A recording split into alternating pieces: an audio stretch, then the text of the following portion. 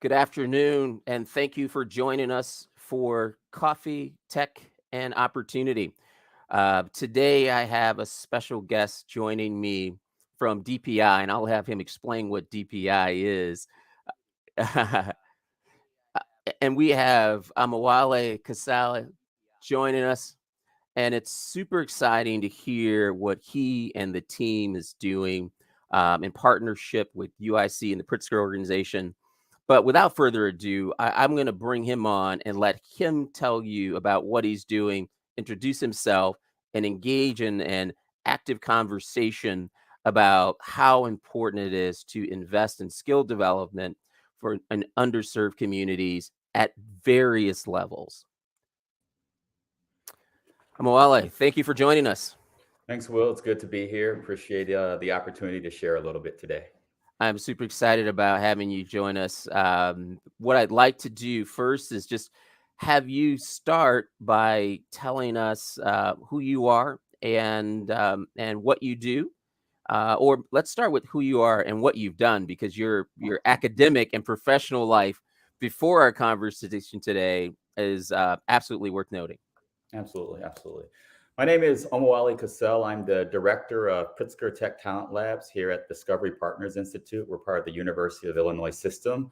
I'm a proud graduate of the University of Illinois Urbana-Champaign with a degree in mechanical engineering. I then went on to complete my master's in mechanical engineering from the University of Michigan before completing my MBA from Harvard Business School. Most of my career, nearly all of my career, I've been either a product development engineer, a product manager, really building and launching technology-based products and services. Coming to DPI was really a homecoming in many ways. I really saw this as an opportunity to give others the pathway and give others the access and the opportunity that I had enjoyed within the technology industry, specifically focusing on Black and Hispanic and Latino and Latina populations, along with female. So really good and really excited to be here to talk more about that. Awesome, awesome. So let's talk first about what this DPI stands for, Discovery Partners Institute. What is it, and what problem is this organization trying to solve? Absolutely. Discovery Partners Institute is really a new innovation hub within the University of Illinois. So this idea really came about during the prior administration. Governor Rauner, along with President Killeen, really had this idea about how do we get better at keeping talent within the state of Illinois? How do we get better at investing in Black and Hispanic and Latino and female talent to really give them new pathways into technology? And so what they really did is came up with a game plan, and then they turned that over to a consulting firm to really look at how might inclusive economic development start to impact the state of Illinois. And that's really where the sort of like blueprint or framework came from for Discovery Partners Institute. So we actually do three things at DPI. We do tech talent development, we do business building, as well as applied R&D. And I really focus in on the tech talent piece, which is all around immersion programs and workforce development, graduate programs, and something that we call lifelong learning, really trying to figure out how we keep that homegrown talent in the state and really how we start to diversify the tech talent ecosystem within a majority minority city. Awesome, awesome, awesome. And while we're doing this, I'm going to go ahead and I'm going to share the link to DPI's website in the chat. So for those who are watching us on Facebook, on on LinkedIn or on YouTube, you can follow the link to learn more. But we are also going to give you an opportunity to ask your questions. So later in our conversation, there'll be an opportunity to talk directly or chat directly with Amawale. So tell me, when you look at the problem that you saw, what's the makeup of the students who participate in the program? Are these teenagers, college kids, old folks like me, or something in between? So I'd say that one of the unique things that I think that we do at DPI is that we really look across the board. We call ourselves K to Career. So we have a community education unit that's led by one of my colleagues, Mark Harris, that really goes into K through 12 programming. That's all about exposing this talent to, what is tech, what is, the opportunities within tech. So we have a summer program called Digital Scholars.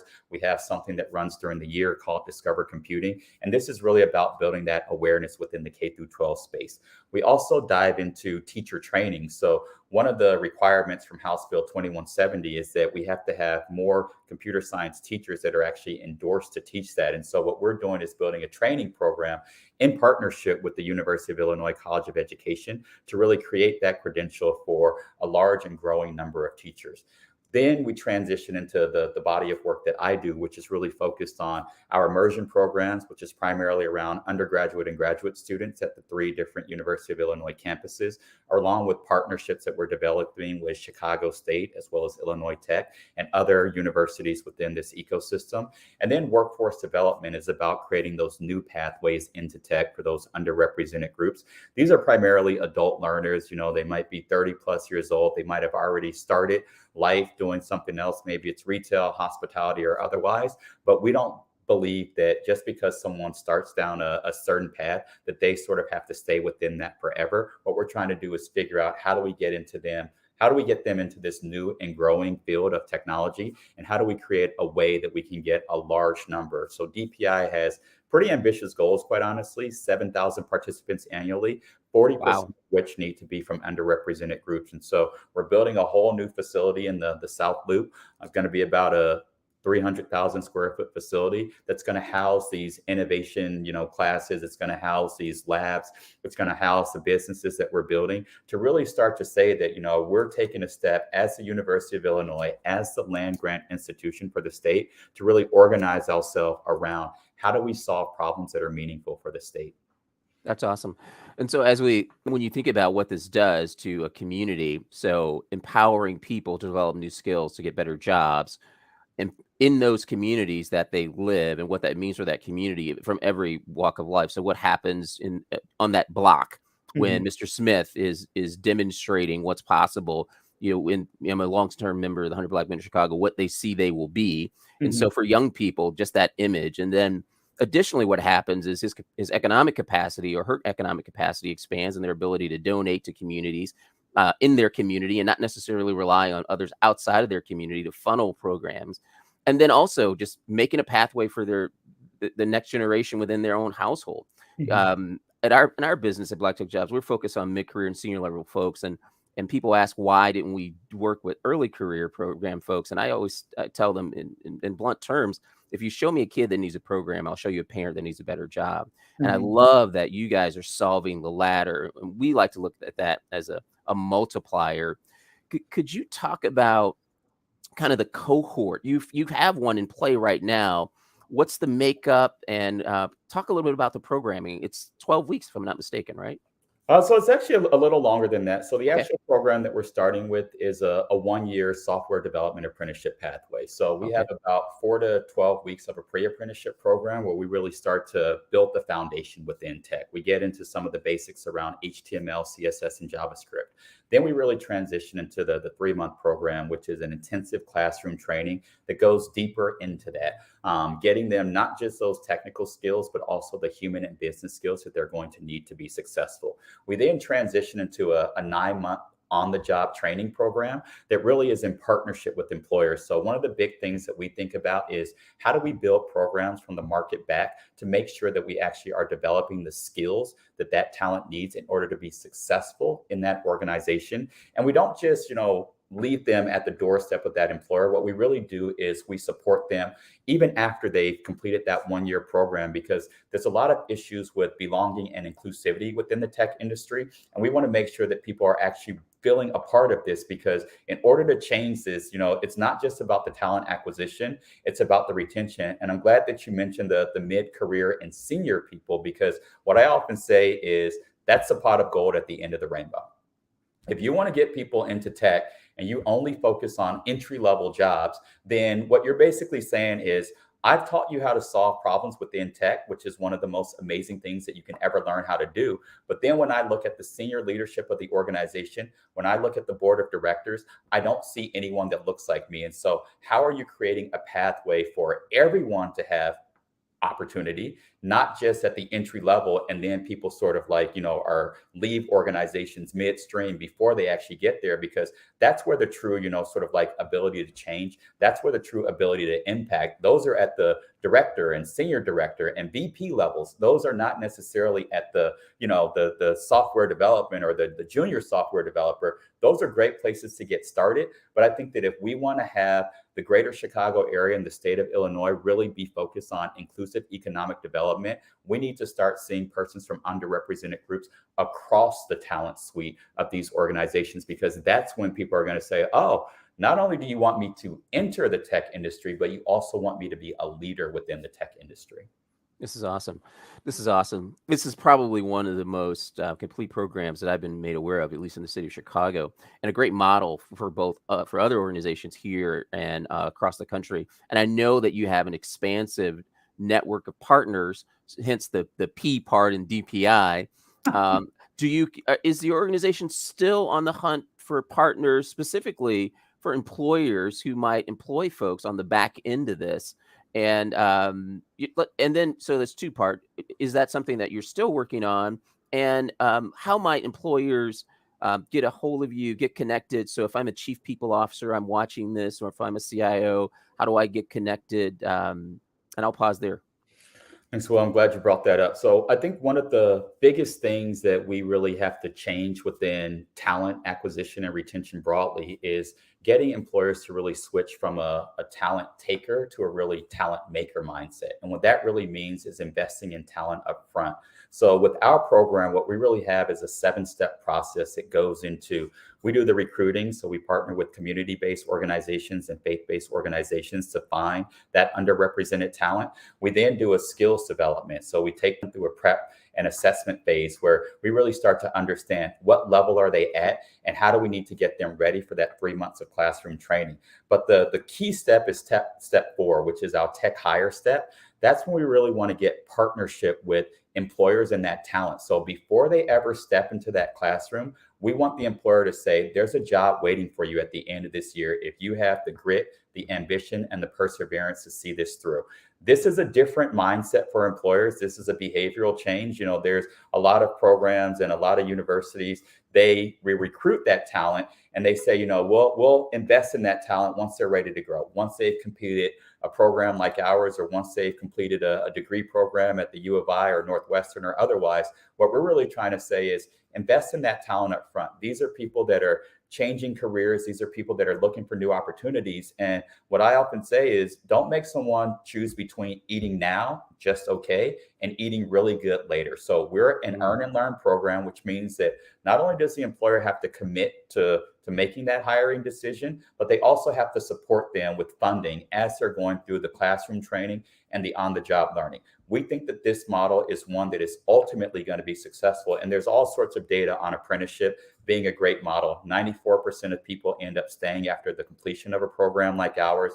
For every dollar that the employer invests, they get roughly $1.47 return on that investment. There's all sorts of public benefits as people start to buy houses from a tax basis.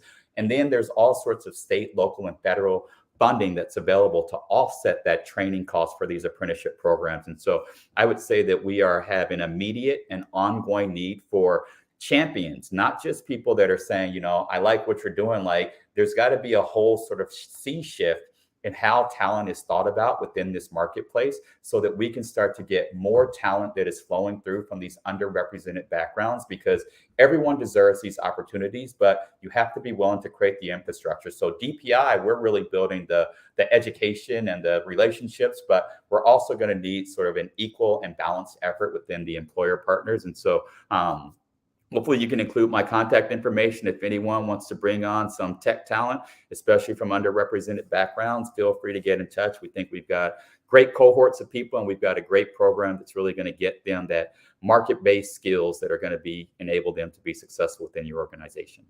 Awesome. Awesome. And I just shared for the audience Omowale's LinkedIn profile, so you can connect with him and stay connected, so you can both act immediately and over time, over the course of the next week or so, to set up some time to meet, to learn more and learn about how this can add value to your business, your team, your organization, and ultimately our community here in Chicago and the broader Illinois area. Um, when you think about what you're attempting to do, there have been a number of programs in Chicago. Some of them were big hits, some of them were honestly misses. Sure. And it's difficult. So academia has struggled itself to create talent fresh out of college that was just ready to go into work. Um, how do you think this program helps you do things that traditional academia hasn't been able to do?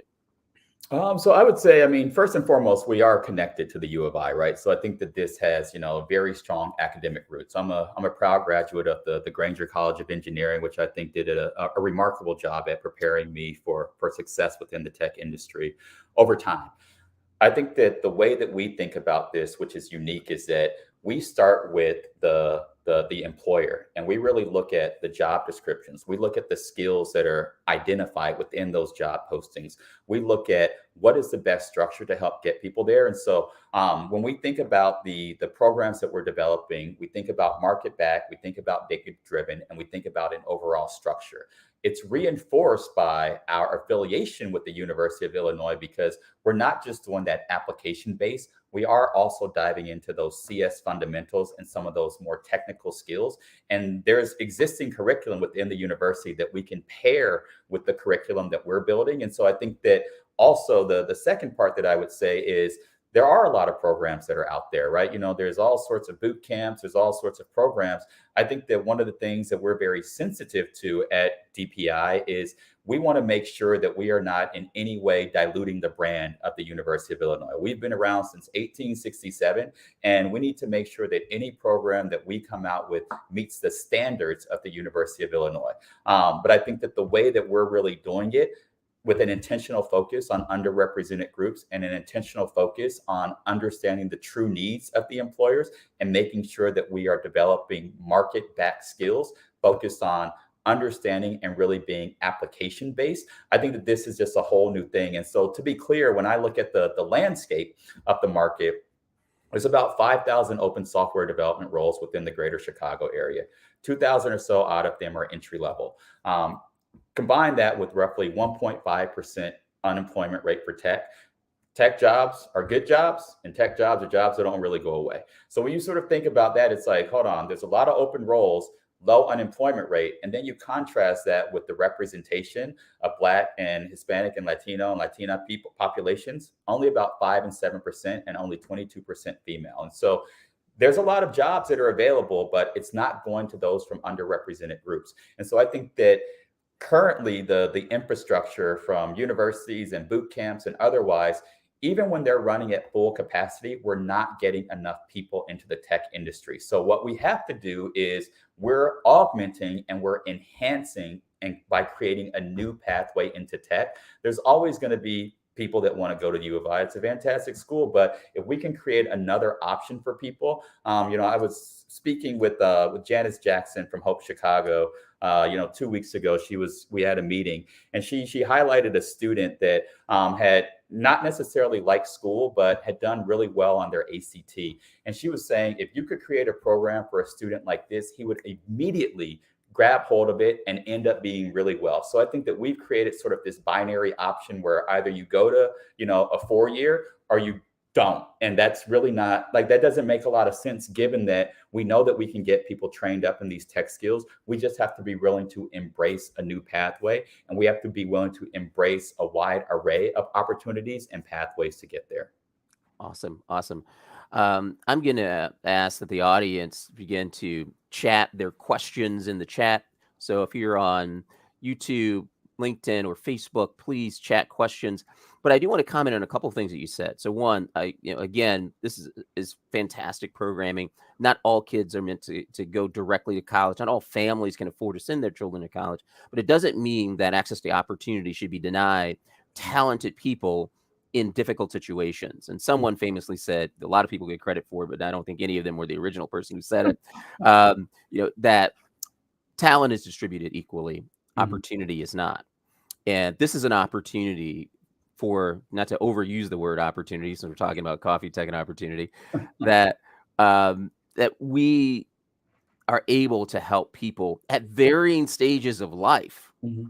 And we think at Black Tech Jobs, and we've been talking to employers about this for some time, that the fastest growing segment in the Black community are tech pivoters. Mhm. In the last year, the number of people that we've met that were, and you and I talked a bit about this, that were school teachers, some other form of instructor, plumbers, other backgrounds and experiences that pay well, that take a Mhm. lot of training, education, and hard work to elevate in that vocation, are pivoting to technology. And programs like this allow those folks who've been kind of left out, because most of the programming, candidly, has been targeted to people in their late teens and early 20s. Mhm. And this has such a multiplier effect on communities and families, especially Black and Brown communities.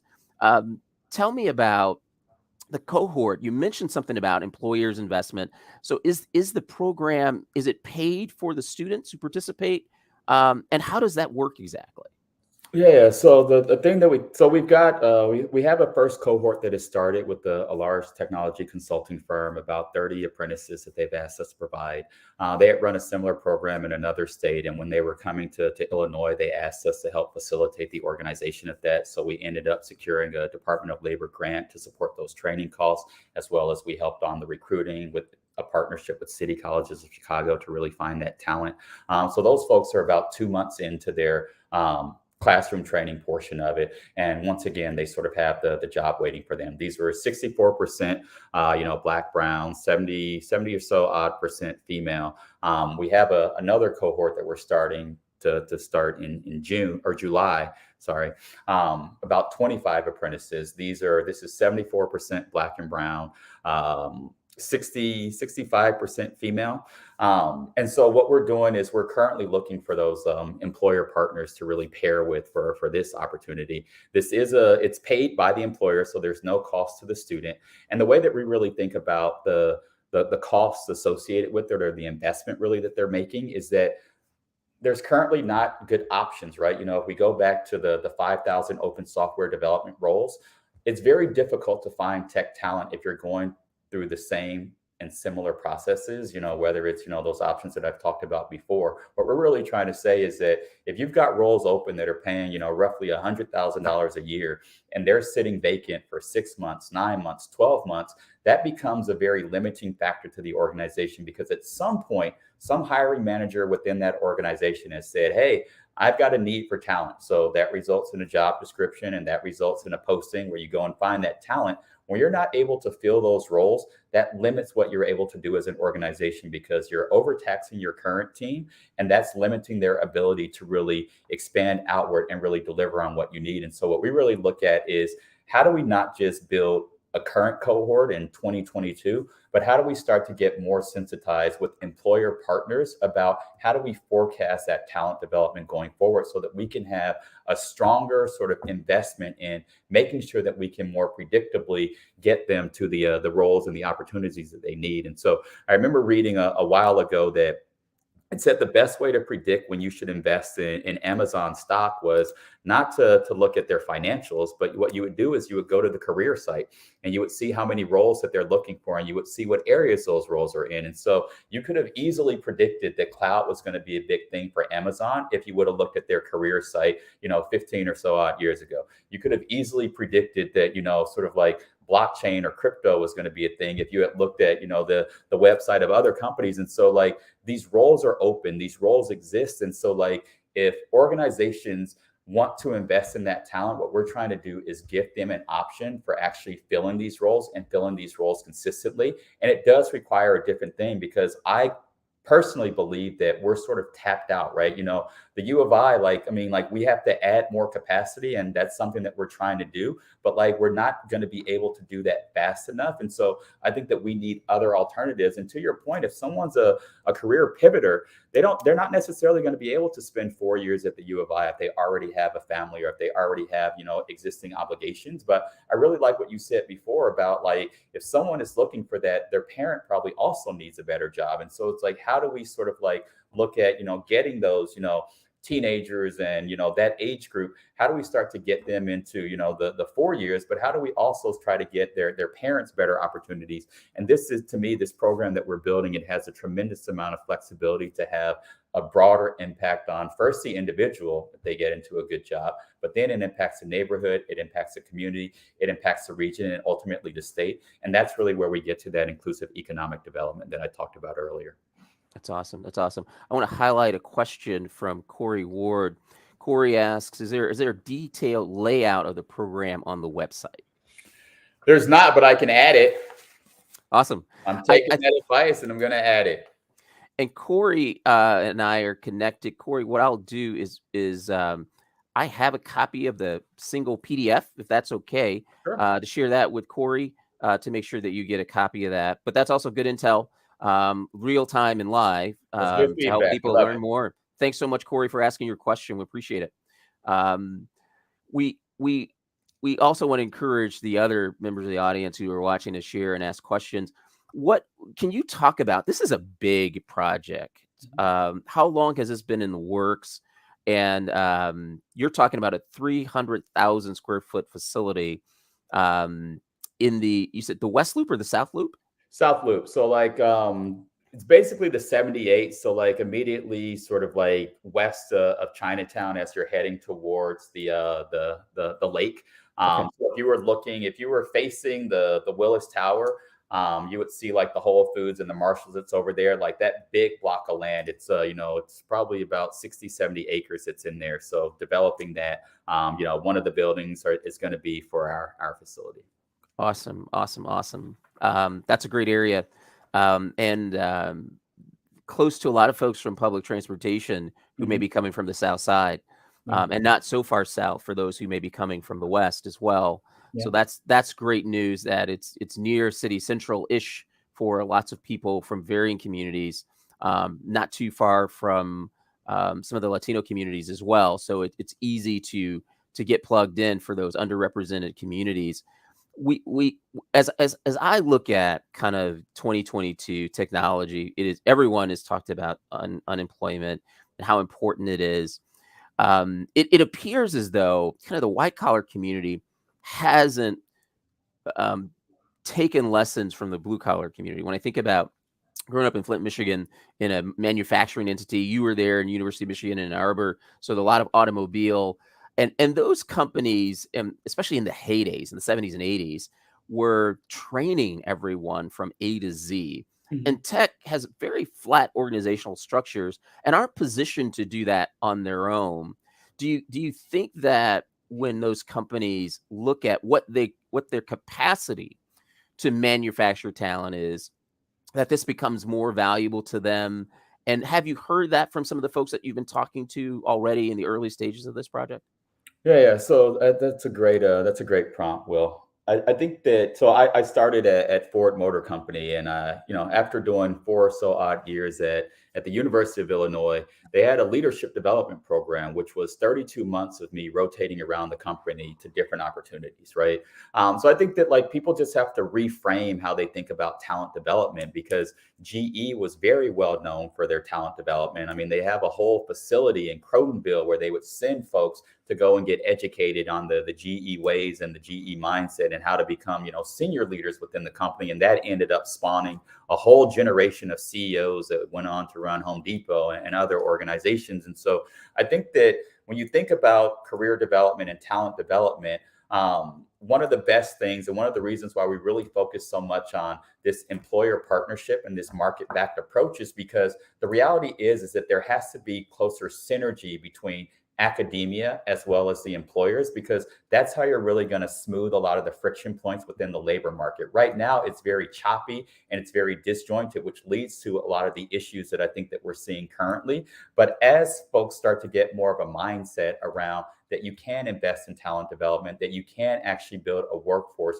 that meets the needs, I think that we're going to start to see a shift to those resources and those dollars. And yes, it is something that we've heard. Like one of the big things that we do is I'm a big believer in customer feedback. And, that's why I took a note from Corey's feedback to write down that we got to add that to the website.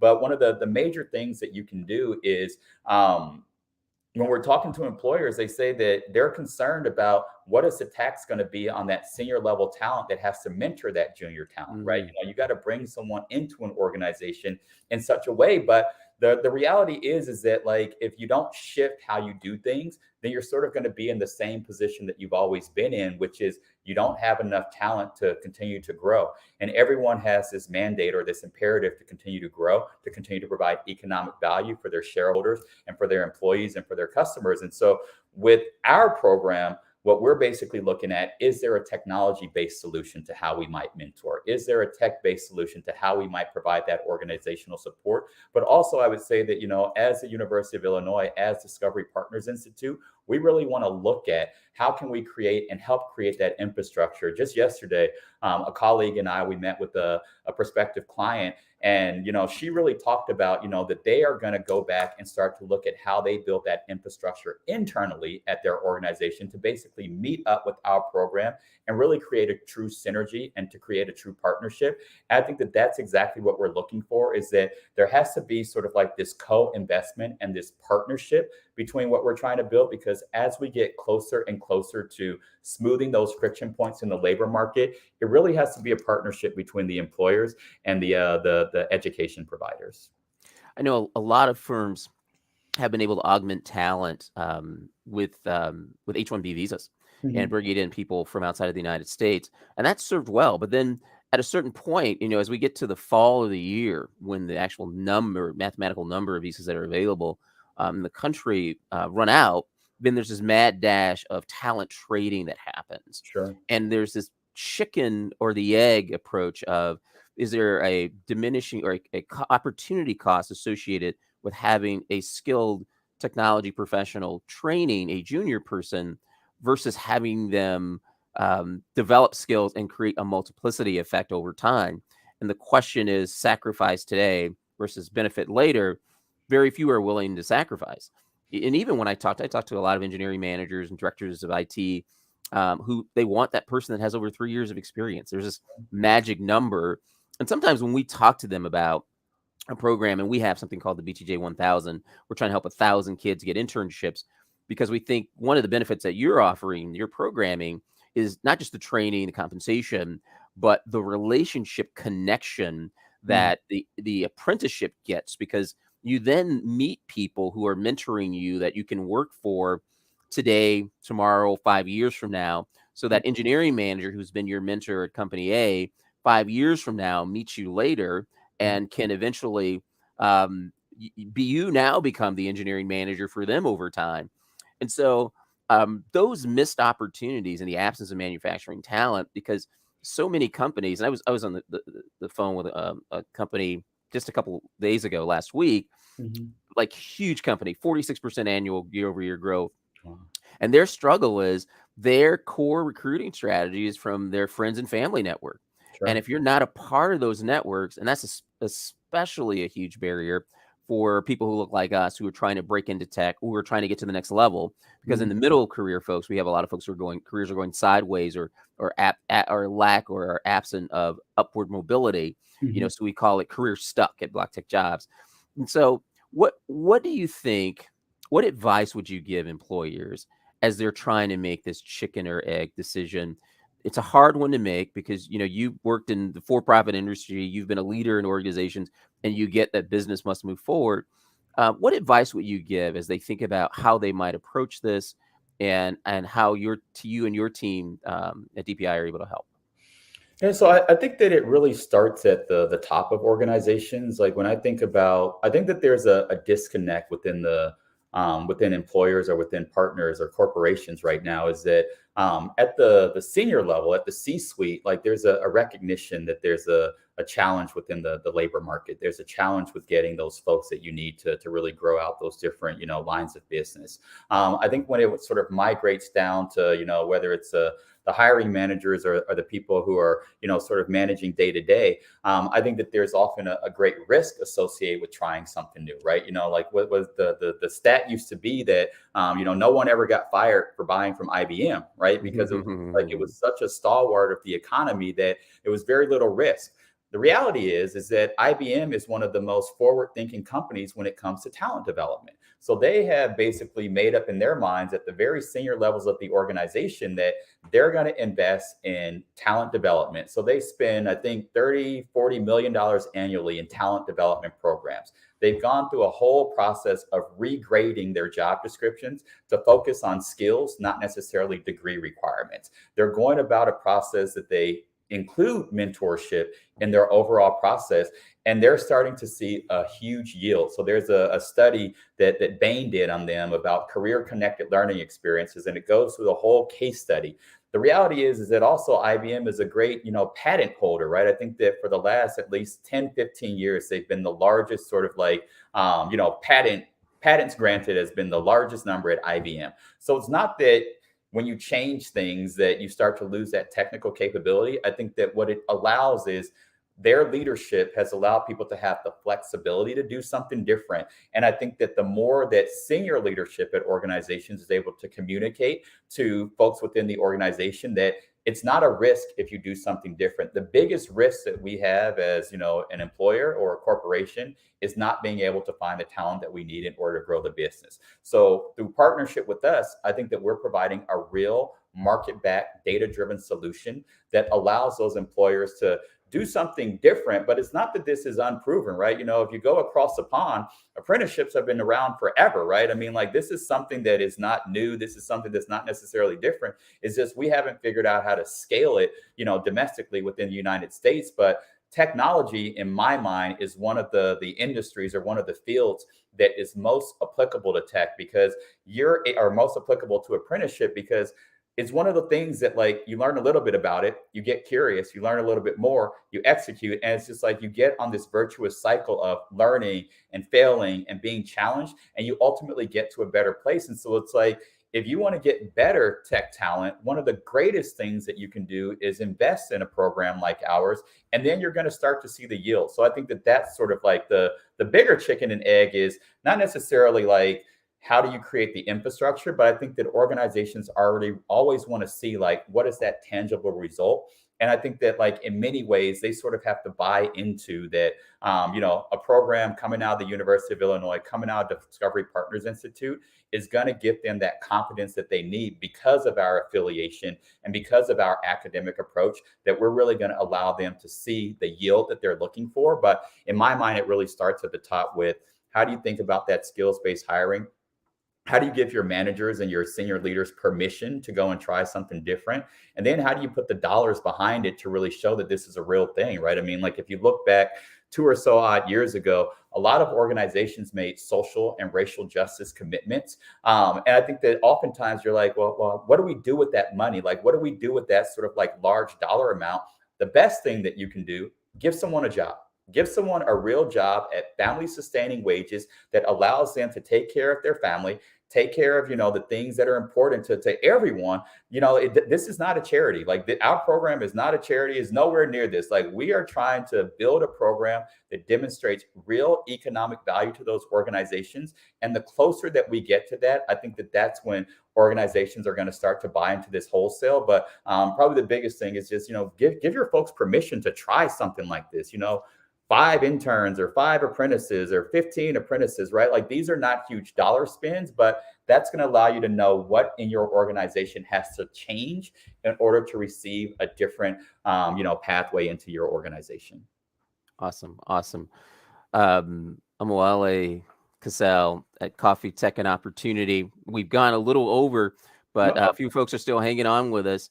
But before we wrap, I continue. If there's anyone in the audience who has a final question that they want to ask before we wrap, but I wanted to give you the opportunity to share anything about the program or anything that you're working on or anything that's coming up that we haven't talked about yet, that the audience who will see this live or that the folks who will see the replay should know before we say goodbye this afternoon.